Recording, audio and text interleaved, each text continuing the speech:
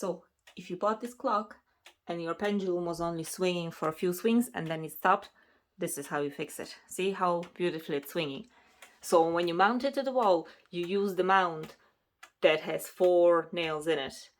And that way you're able to twist this part like this. And that's all you have to do. You just twist it millimeter by millimeter and just see where it sits just right. Also, you have these screws here that you can twist and you just balance your clock. It's all about the balance.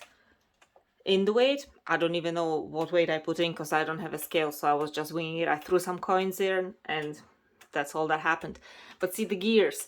So that's why I have this fella all the way up here, because he's pulling down this gear over here. And then the way the gears are working, see the one that's actually moving.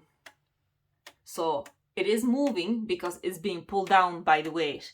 So if you take the weight off, your pendulum, well, it's swinging now, but it's not turning the gear anymore, and it's gonna stop swinging in a second.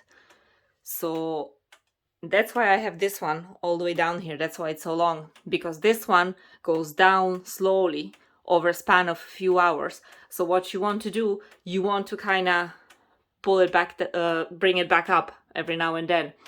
But this is all you have to do. You just have to balance the clock, and I wasn't sure for the longest time what was wrong. So as I said, these screws here, make sure it's balanced nicely on the wall, and then all you have to do, just turn it, just play with it, like kind of watch your gears as well.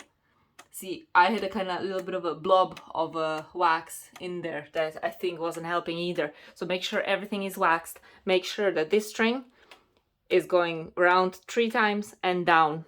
Make sure you have your weight in right, and then all it needs is just finer balance. That's all it needs, guys.